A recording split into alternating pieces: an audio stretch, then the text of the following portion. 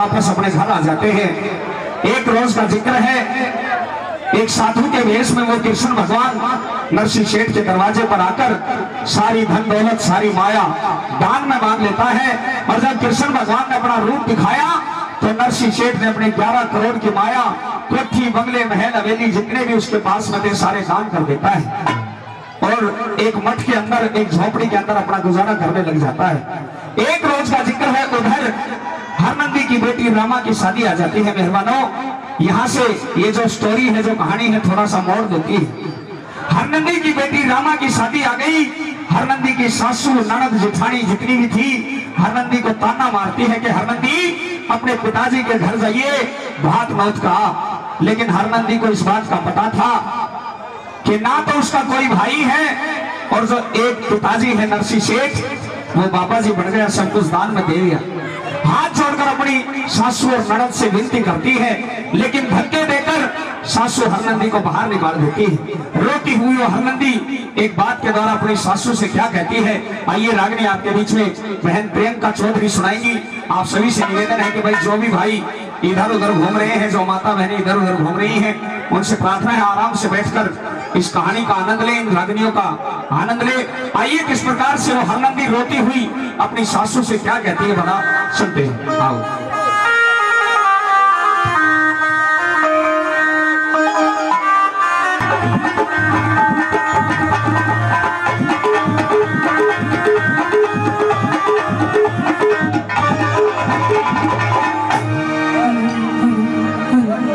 Hello, आइएगा। जितने भी श्रोता मेरी इधर उधर आवाज सुन रहे हैं और जितनी भी माताएं व बहनें आवाज सुन रही हैं, अगर उन्होंने प्रसाद ले लिया है तो मंच से हाथ जोड़ करके निवेदन है थोड़ी सी व्यवस्था को बनाएं, ताकि हम यहाँ से गाएं और वो आपको समझ में ना आए तो उस चीज को गाने का कोई फायदा नहीं है। तो आप अपनी अपनी जगह ले लें ताकि इस किस्से को आप तक हम पहुंचा सकें और इसको भाव के साथ गा सकें। आइएगा, बोले बालाजी महाराज की, बोलो सच्चे दरबार की। आइए, प्रसाद भी आप लोगों ने ले लिया, नाश्ता तो कर लिया, थोड़े से ध्यान लगा के बैठ जाओ भजनों की ओर।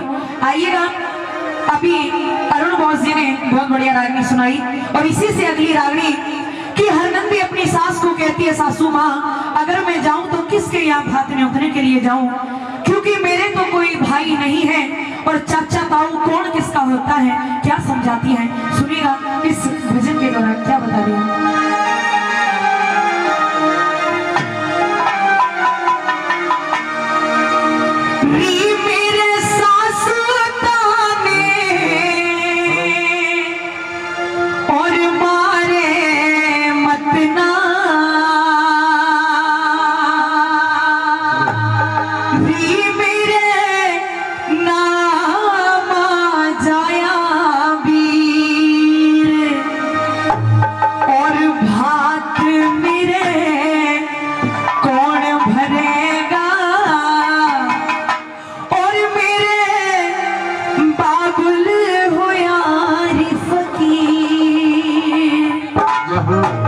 सासू माँ, मेरे कोई भाई नहीं है और पिताजी फकीर हो गए, अगर मैं जाऊं तो किसके यहाँ जाऊं।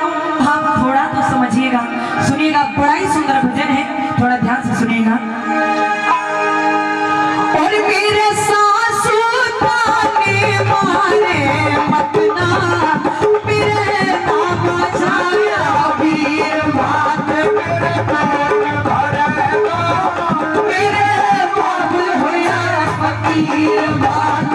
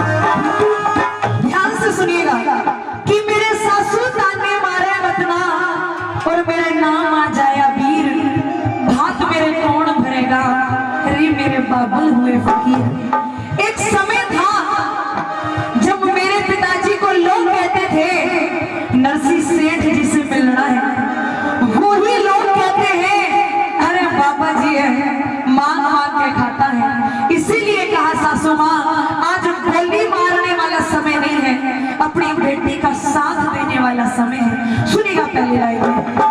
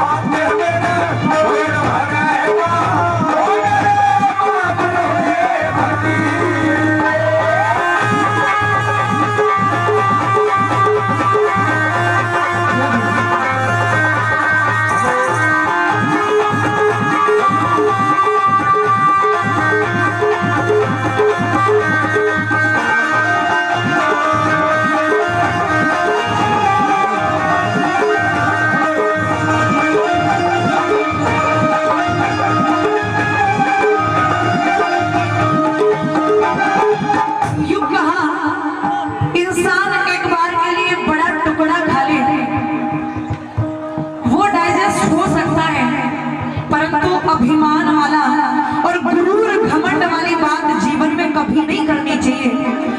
जब रावण जैसे विद्वान पुरुष इस धरती से चले गए तो हम और आपको इंसान, इसीलिए कहा कि ये समय खिलाए खेल मनुष्य रोता है और इस नर से बड़ा बलवान ये समय होता है। समय कब झुका दे और कब ऊपर उठा दे पता नहीं चलता। क्या कहते हैं दूसरी लाइन में सुनिएगा।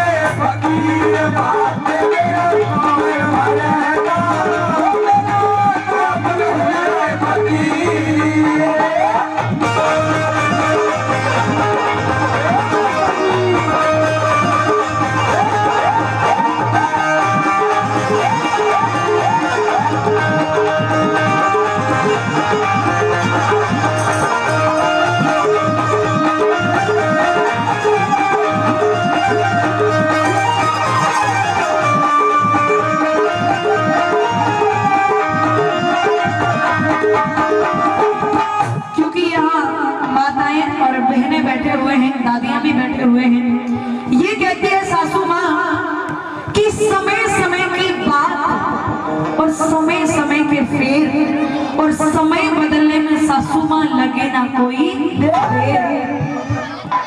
कभी मेरे पिताजी को लोग सलाम करते थे, लेकिन लोग आपका कब तक साथ देंगे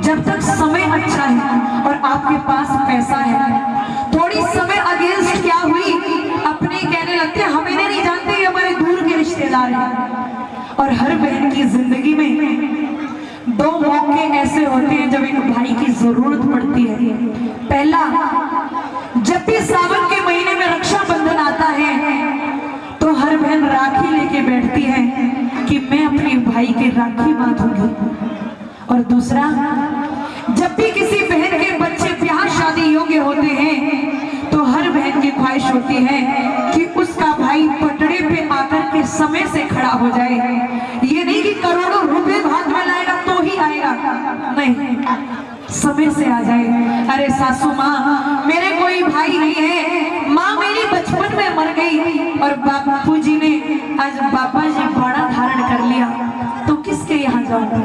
री बिगड़ी में आज मेरे बाप की, ओ बिगड़ी में आज मेरे बाप की, तू जात बिगाड़े मत ना, तू जात बिगाड़े मत ना, तू जात बिगाड़े मत ना, कि किसके घर ले जाके बैठो धके ढोल उखाड़े मत ना,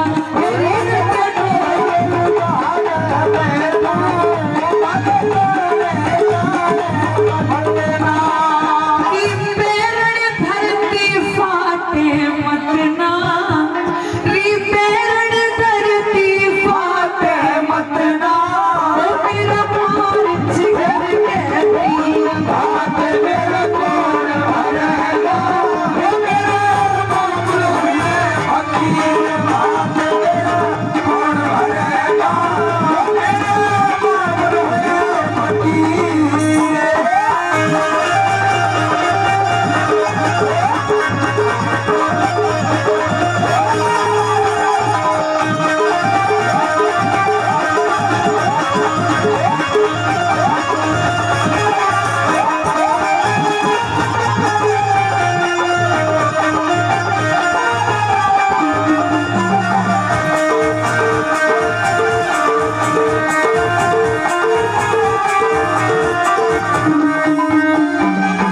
और याद रखना, अगर इंसान को परखना हो तो सबसे अच्छा समय होता है जब बिगड़ जाती है, तब पता चलता है कि रियलिटी क्या है। अपने जो कहते हैं नाम के अपने हैं या काम के भी अपने हैं। अंतिम लाइनों में यूं कहने लगी सासू माँ,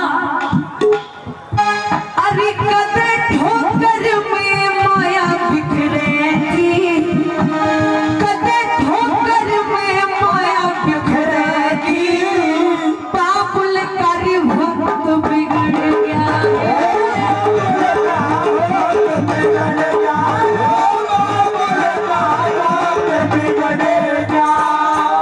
और जब बिगड़ती है ना तो ऐसे ऐसे लोग बोली मार जाते हैं जिनकी औकात नहीं होती सामने खड़े होने की।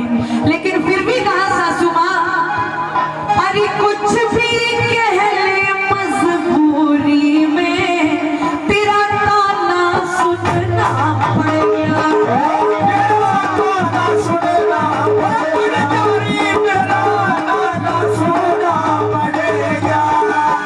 कहे रामेश्वर सरप लिकड़ गया, रही खाली पीठ लकीर,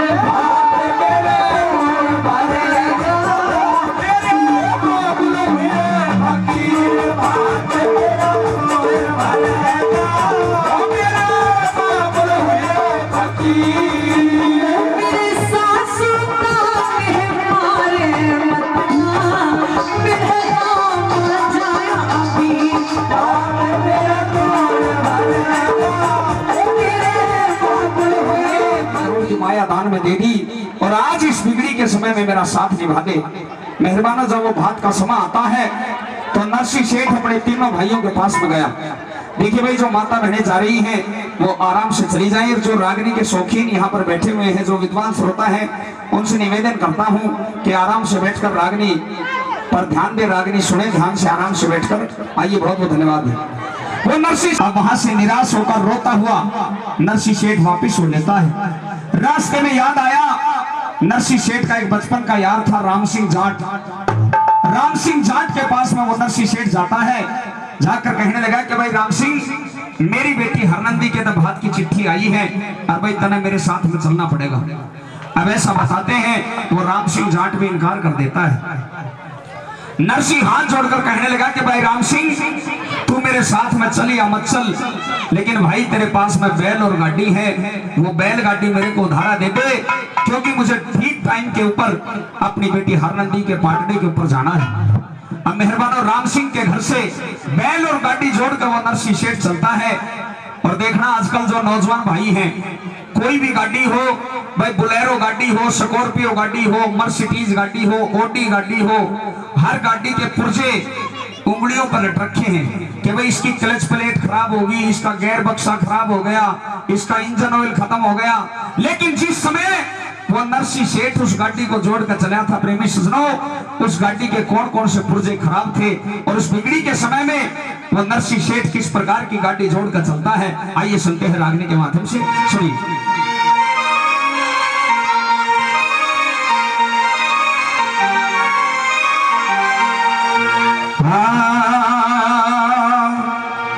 कि भाई सदा किसकी बनी रही है, सदा किसकी बनी रहेगी, सदा किसकी तनी रही है, सदा किसकी तनी रहेगी। और बनी के मुख पर लाखों निशार होते हैं, जब ये बनकर बिगड़ती है तो दुश्मन हजार होते हैं। ये समय कराए खेल मनुष्य रोता है, भाई नर से बड़ा बलवान समय होता है।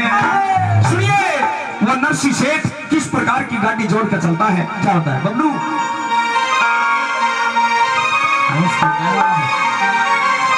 न बोला रे भाई बंधे पर परिवार रूस गया,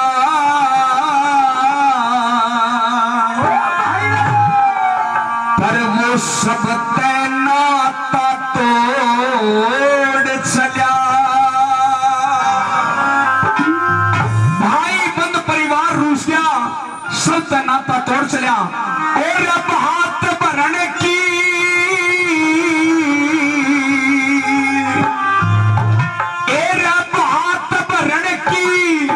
प्यारी करके नरसिंह गाड़ा जोड़ चला। भाई बंद परिवार रूस गया, सब नाता तोड़ चला। हाथ भरण की प्यारी करके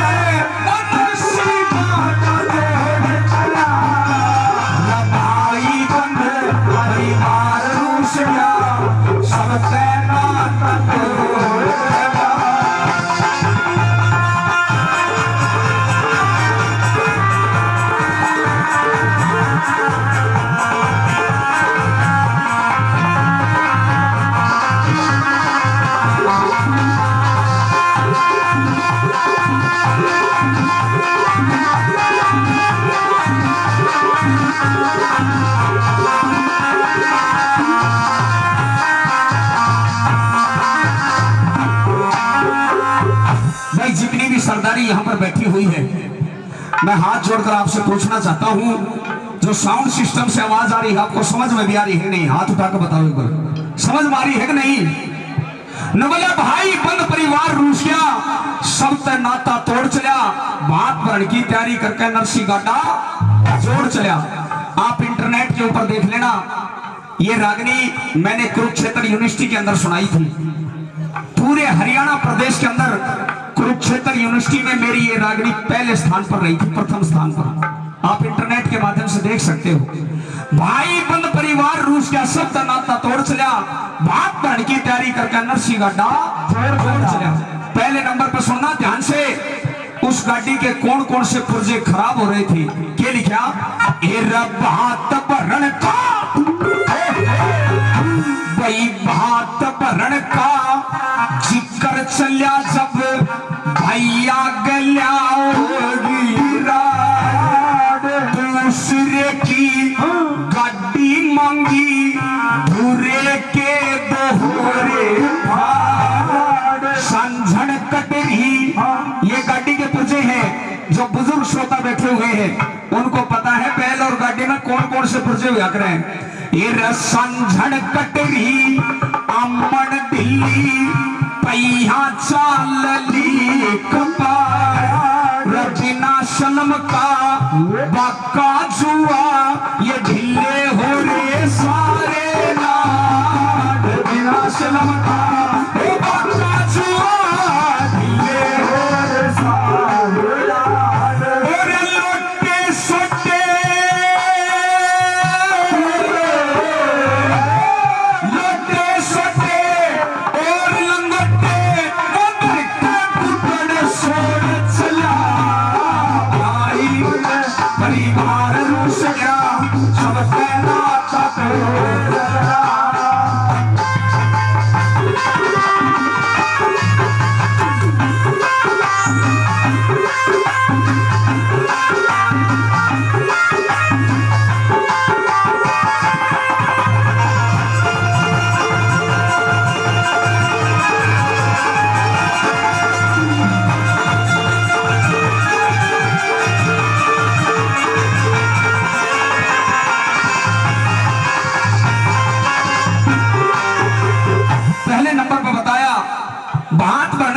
चलिया जब पाइया गल्या होगी राड दूसरे की गाड़ी मांगी धुरे के दो होरे फाड़ संजन कटरी आमन दिल्ली पहिया चल लीक पाड़ बिना सलम का बाग का जुआ ढिल्ले हो रे सारे नाड लोटे सोटे और लगोटे धरका गुद्दर छोड़ चलिया बात बढ़ की तैयारी करके नरसी गाड़ा जोड़ चलिया।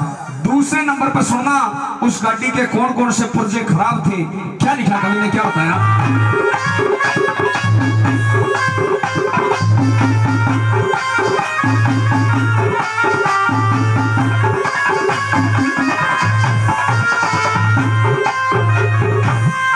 टिक्काणी के शाल बहरे ये गाड़ी के पुर्जे थे। दिखे टिक्काणी के शाल बहरे सुआ और सकेल नहीं ये सारे खूटे डग डग हल किसी चीज का मेल नहीं ये दोनों लोधर आदि कसरी उंगड़ खतरे तेल नहीं फिर इसे बखत पे यो बात भरना दिख लोगों हंसी खेल नहीं इसे बात भरना लोगों हंसी खेल नहीं। और राम सिंह के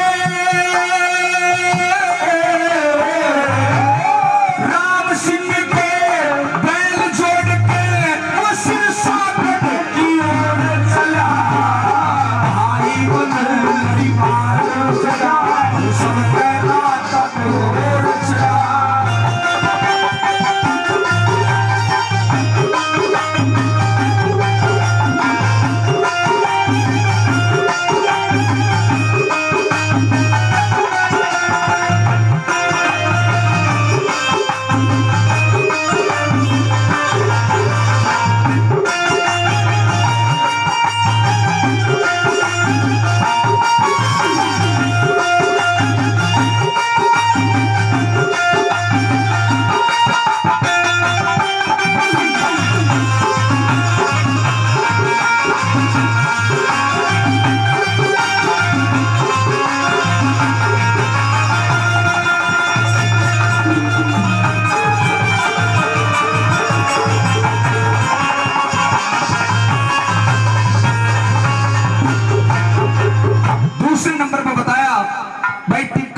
शाल बहरे सुआ और सकेल नहीं सारे खूटे डग डग हाल है किसी चीज का मेल नहीं दोनों लोदर आदि घसरी उंगड़ खातर तेल नहीं इसे पदक पे बात भरना लोगों हंसी नहीं।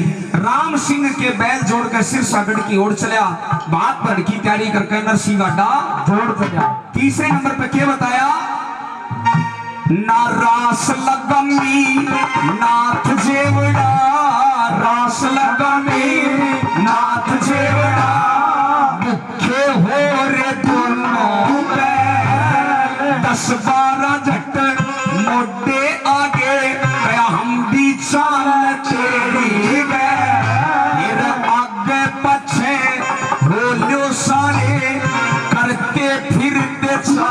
हुसैन। थोड़ी देर में आप पहुंचा उड़े सावल सा बटवारा छे। थोड़ी देर में आप पहुंचा सावल सा बटवारा जिन हाथ फेर के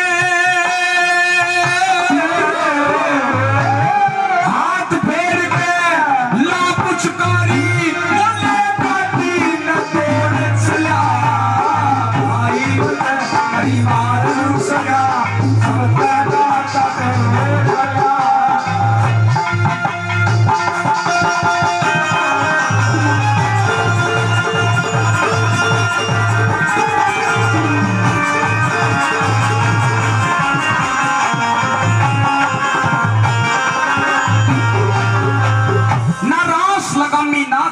भूखे हो रहे दोनों बैल 10-12 झटमोटे आगे कहा हम भी चलने तेरी गैल नुबला आगे पाछे हो जो सारे करते फिरते चलो सैल।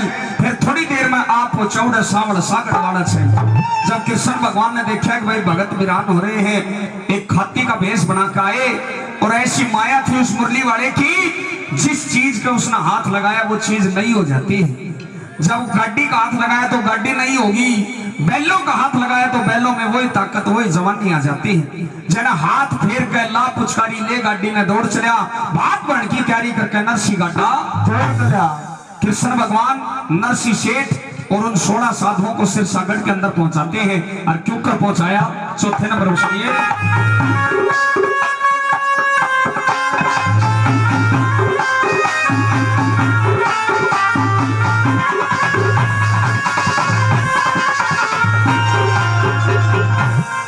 कोई घड़ी के अरसे में वो तो पहुंच गए सिरसा के गोरे। बड्डे श्याणे आन लाग के बात करण नरसी के धोरे। हासी ठट्ठा करे मस्करी यो आ बैठा कलर कोई बोली मारे यो बात भरेगा या सारी दुनिया।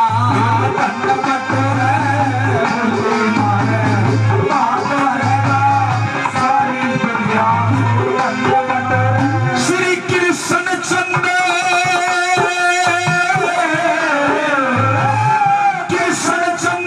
शिशाने आना सात ब्राह्मण को चला।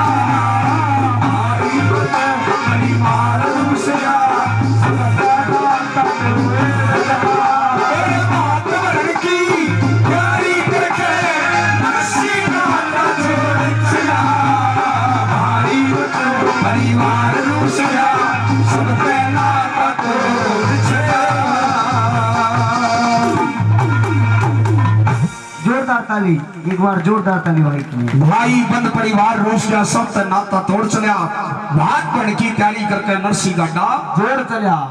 कृष्ण भगवान उन 16 साधुओं को और नरसी सेठ को सिरसागढ़ के अंदर पहुंचा देते हैं। अब मेहरबानो, जब सिरसागढ़ के अंदर नरसी सेठ 16 साधुओं को लेकर एक धर्मशाला के अंदर नरसी सेठ को रोक दिया जाता है। पूरा शहर नरसी सेठ को देखने के लिए आता है, क्योंकि जिस समय बड़ा नाम था नरसी सेठ का कि भाई नरसी सेठ भात भरने के लिए आया है। जो भी शहर के जितने भी बासिंदे थे धर्मशाला के अंदर देख कावे, ना तो नरसी सेठ दिखे, ना कोई हाथ में संदूक, ना कोई सूटकेस, ना कोई अटैची, ना कोई बक्सा, ना कोई जोड़ा। एक हाथ में भगवान की माला और एक हाथ में चिपटा। 16 साधु साथ में उस भगवान की भक्ति कर रहे हैं धर्मशाला के अंदर। सारा शहर वापस आकर हरनंदी को ताने मारते हैं कि हरनंदी एक बार धर्मशाला के अंदर देख का तेरा पिताजी हाथ में तेरे लिए कुछ भी नहीं लेकर आया। अब मेहरबानों वहां से क्रोध में भर के, क्षोभ में भर के, गुस्से में आके वो हरनंदी धर्मशाला की तरफ चलती है।